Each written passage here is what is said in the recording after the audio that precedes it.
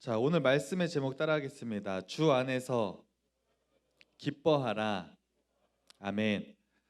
매주 들려지는 말씀이 이렇게 삼부 예배 강단에서 이제 선포가 됩니다. 물론 우리가 공과를 통해서 그 주제를 가지고 말씀을 전하지만 하나님께서 우리에게 꼭 필요한 말씀을 이 주일날 강단에서 우리 학생들과 선생님들에게 하나님의 뜻대로 선포가 되어지는 줄로 믿습니다.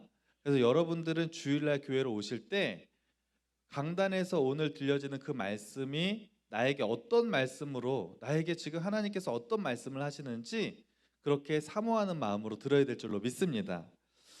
오늘은 기뻐하라는 그런 제목으로 말씀이에요. 예전에 설문조사를 이렇게 했었는데 한국인과 기쁨에 대한 설문조사를 했습니다. 한번 자료 사진 한번 띄워주실까요?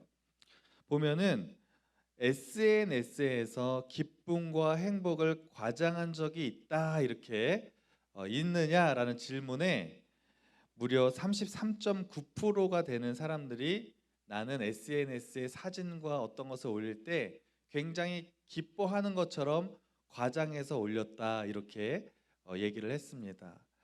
저랑 이제 팔로워를 맺으신 분들이 이제 학생들도 많이 있는데 제가 요즘에 막 팔로워 신청을 막 보내고 있어요, 학생들에게도. 근데 들리는 얘기로는 굉장히 부담스러워하고 있다는 얘기를 제가 들었는데 좀 받아주시고 그런데 왜 이렇게 과장해서 올리느냐 그 이유에 대해서 뒤처지고 싶지 않아서라고 이렇게 얘기를 했고 53.8%가 또 26.9%는 스스로 만족감을 얻기 위해서 마치 내가 굉장히 기뻐하는 것처럼 올렸다 이렇게 얘기를 하고 있습니다.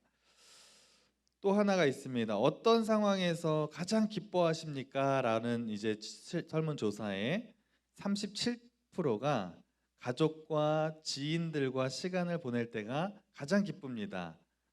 또 14%는 이성 친구와 시간을 보낼 때 가장 기쁩니다.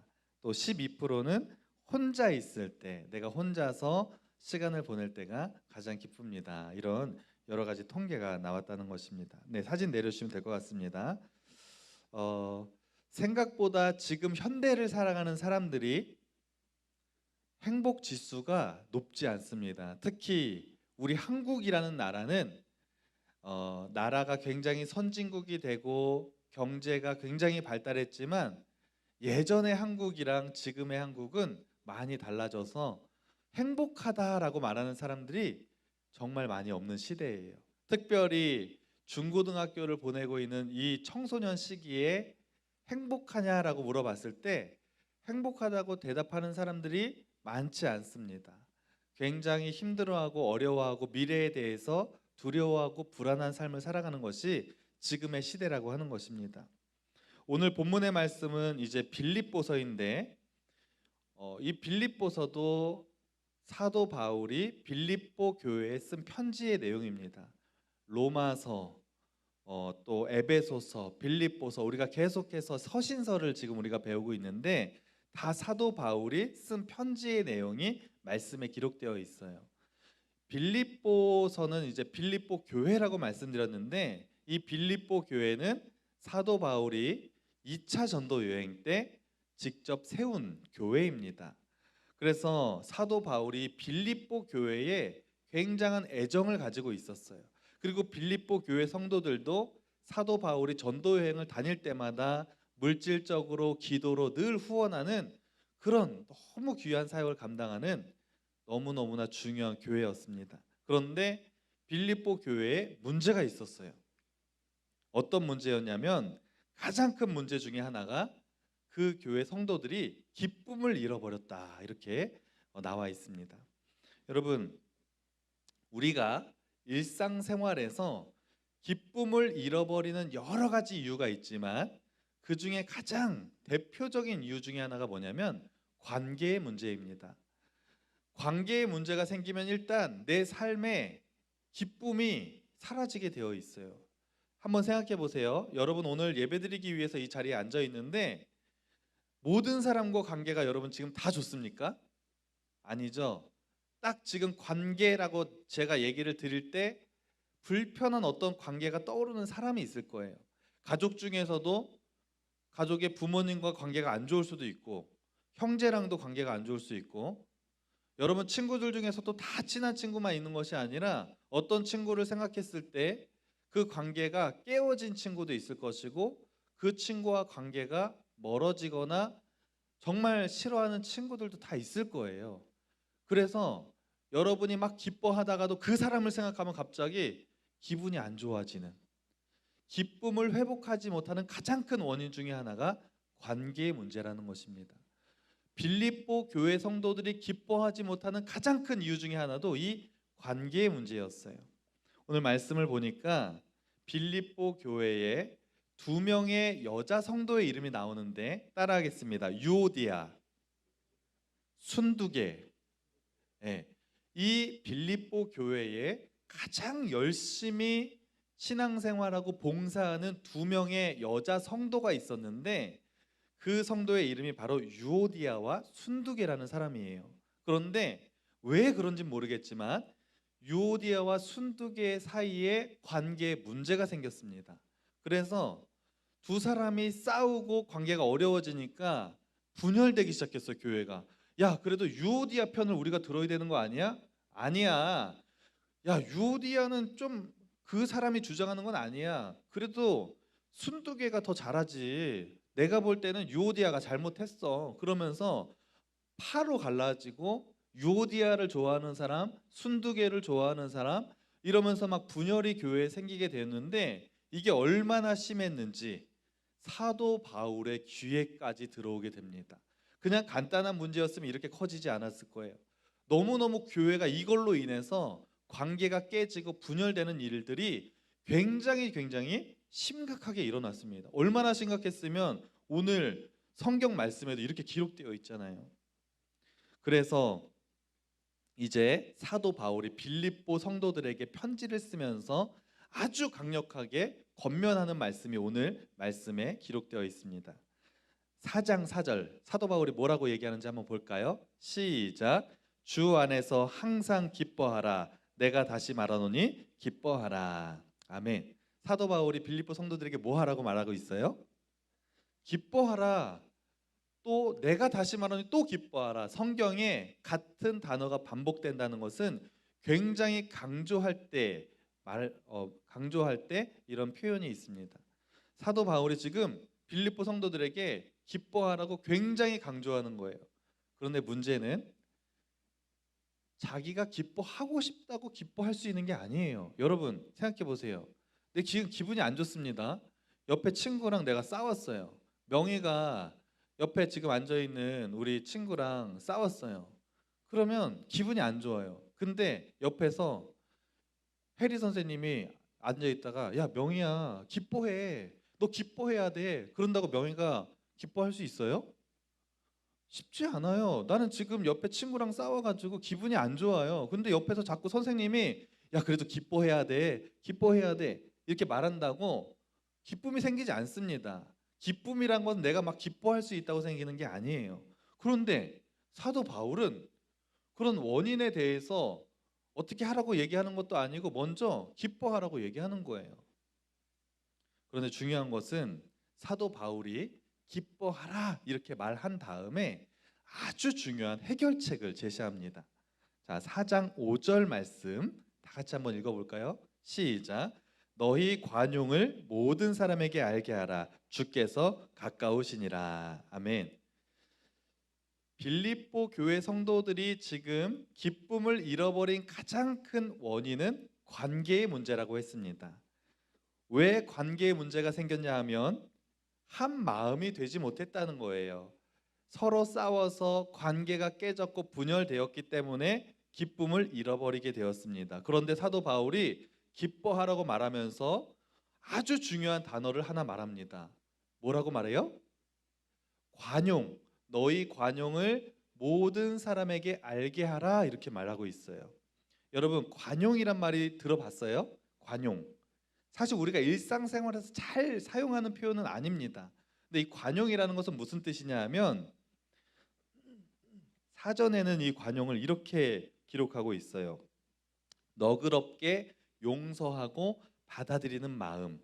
그러니까 이 관용이라는 단어는 어쩔 때 많이 쓰이냐 하면 누군가 나에게 잘못했을 때 내가 용서할 때 쓰는 마음이에요. 누군가 나에게 욕을 하고 나를 힘들게 했어요. 그런데 내가 아유 그래 괜찮아 그럴 수도 있지 그러면서 너그럽게 용서하는 마음이 관용의 마음이에요. 그런데 오늘 말씀에 기록된 성경에서 말하는 관용은 조금 더 넓은 개념이에요. 누군가 나에게 잘못했을 때 용서하는 마음 플러스 더 나아가서 적극적으로 남을 배려하는 마음을 우리가 관용이라고 말합니다. 사도 바울이 지금 빌립보 교회 성도들에게 너희들이 기쁨을 회복하기 위해서 가장 중요한 것은 관용인데 너희들이 먼저 적극적으로 옆에 사람들에게 배려하고 용서하는 마음을 품어라 이렇게 얘기하고 있는 것입니다. 여러분 중요한 것은요. 관용이라는 것과 이 기쁨이라는 것은 서로 연결되어 있습니다. 그래서 내가 누군가에게 관용을 베풀게 되면 내 마음이 기쁨이 생겨요.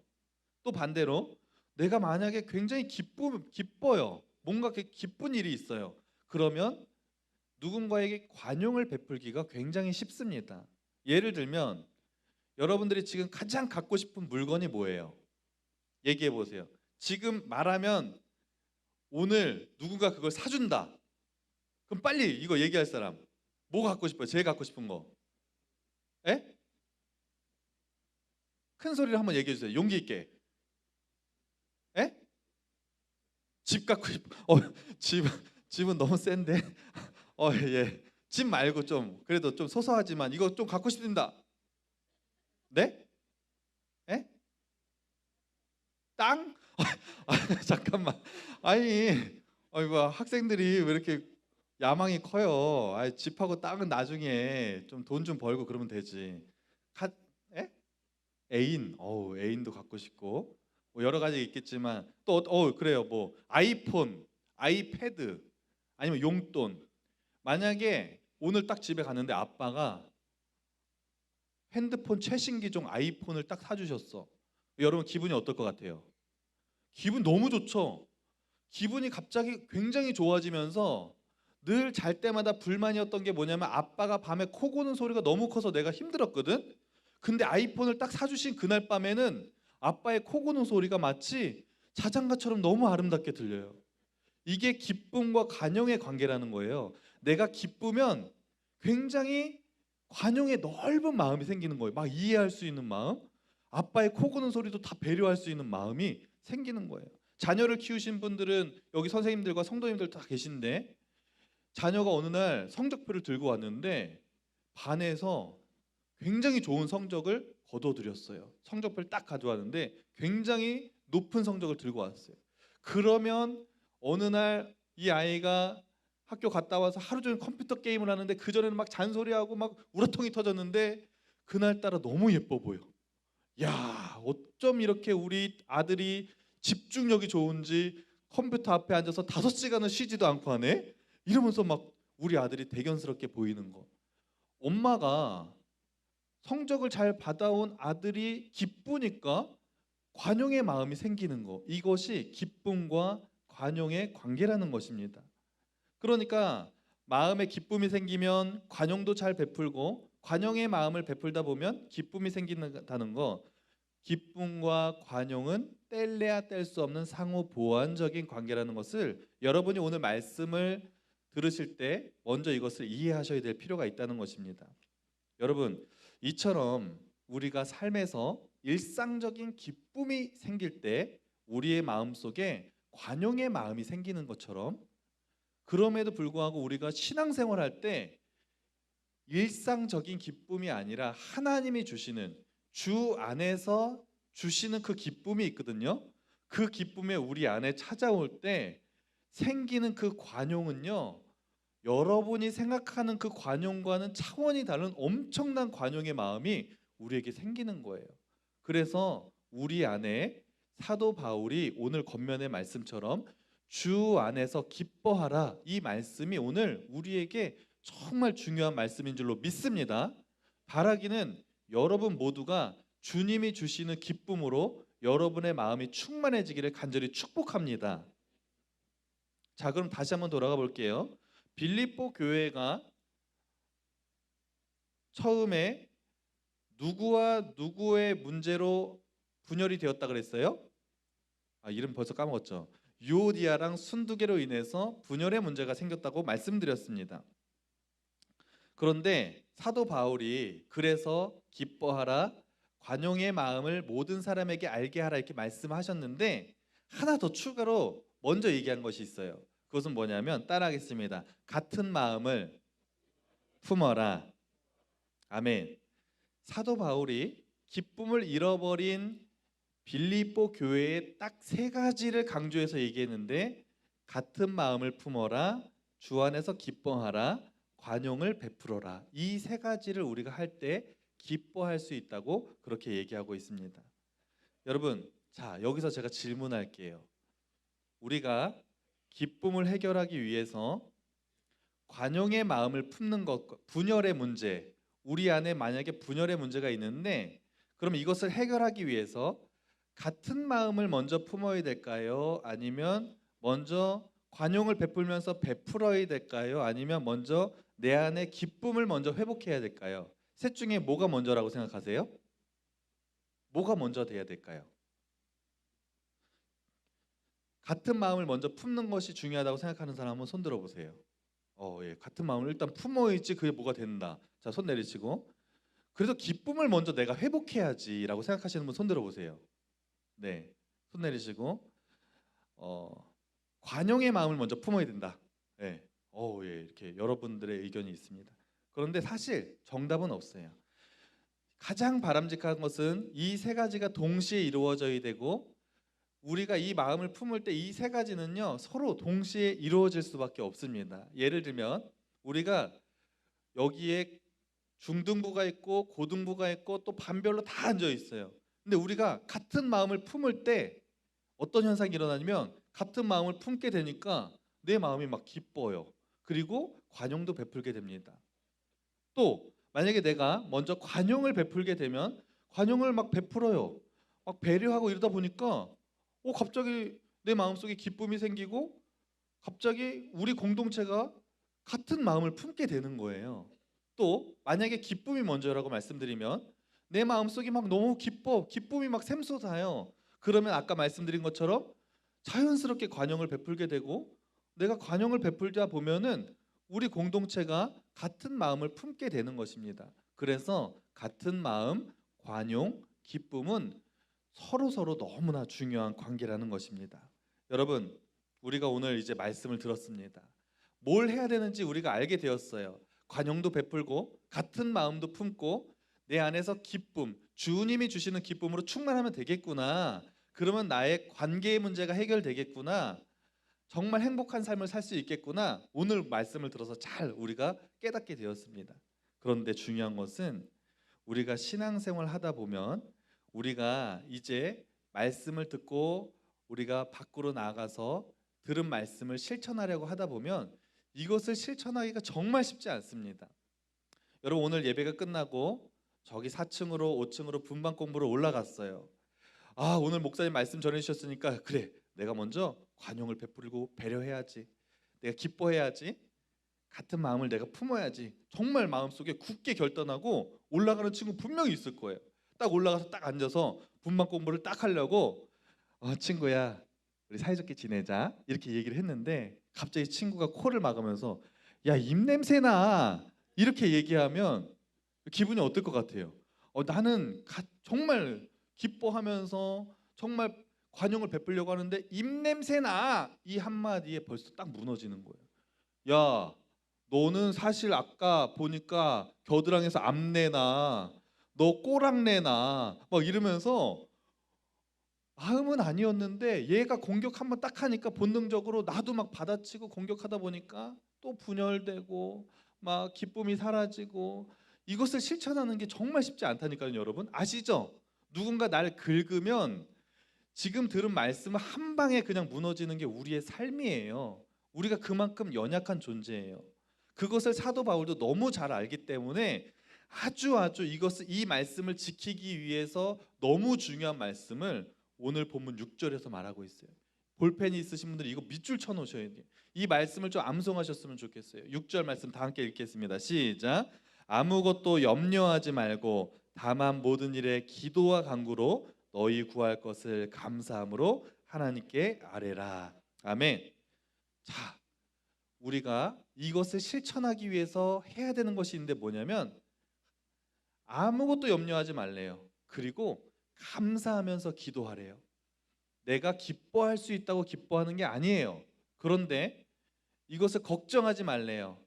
내 안에 주시는 기쁨은 우리가 염려하지 않고 감사하면서 하나님께 기도하는 거예요. 하나님, 제 안에 주님이 주시는 기쁨으로 가득 차게 도와주세요. 하나님, 제가 좀 같은 마음을 품을 수 있게 도와주시고요.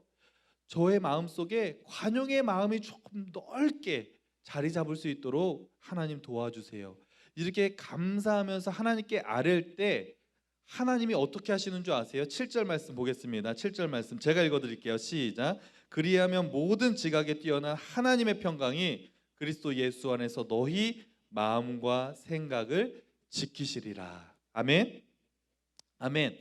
우리가 염려되고 내가 기뻐할 수 있을까 걱정이 되지만 걱정하지 말고 하나님 앞에 감사함으로 지금처럼 기도할 때 어떤 현상이 일어나냐면 모든 지각에 뛰어난 하나님의 평강이 여러분의 마음을 주장해 주신다는 거예요. 여러분, 평강이라는 것은 헬라어로 에이레네라는 건데 이건 뭐냐면 정말 염려나 두려움이 없는 안정된 마음의 상태를 말하는 거예요. 여러분의 마음속에 하나님의 평강이 임할 때 여러분의 마음속에 기쁨이 찾아오고 관용의 마음이 찾아오고 그 다음에 한 마음이 될 수 있는 마음이 될 줄로 믿습니다. 여러분의 마음속에 평강이 없을 때는 입냄새 나 할 때 여러분이 발냄새, 꼬랑내, 암내로 공격을 했지만 여러분의 마음속에 하나님이 주는 평강으로 가득 찰 때 여러분의 마음속에 평강이 임하면 여러분의 입에서 그러니 나의 입에서 냄새가 나게 난다는 것 사실을 알려준 너 너무 고마워. 너 칭찬해. 이러면서 마음이 굉장히 넓어집니다. 누군가 예전에는 나에게 막 공격하고 그러면 너는 왜 그래? 그러면서 예민하게 굴었다면 하나님이 주시는 평강이 우리의 마음속에 임하면 정말 마음이 넓어져요. 그러니 아이고 귀엽다. 난 너 사랑해. 그래도 사랑해. 어이구 그랬어? 그래.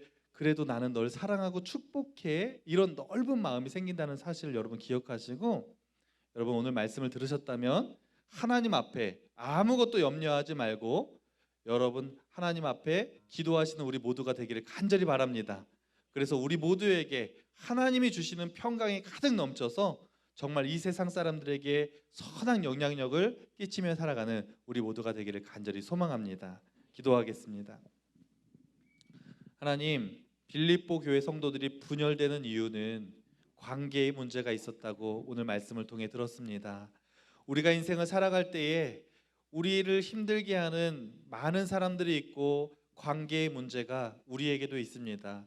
내 힘으로 이것을 해결할 수 없지만 오늘 말씀을 통해 사도 바울을 통해서 주 안에서 기뻐하라고 말씀하신 그 말씀을 기억할 수 있게 도와주시고 아무것도 염려하지 말고 감사하며 하나님께 아뢰일 때 하나님이 주시는 그리스도의 평강이 우리 모두에게 임하여서 정말 넓은 마음으로 살아가는 우리 모두가 될 수 있도록 인도하여 주옵소서. 이 모든 말씀 예수님의 이름으로 기도합니다. 아멘.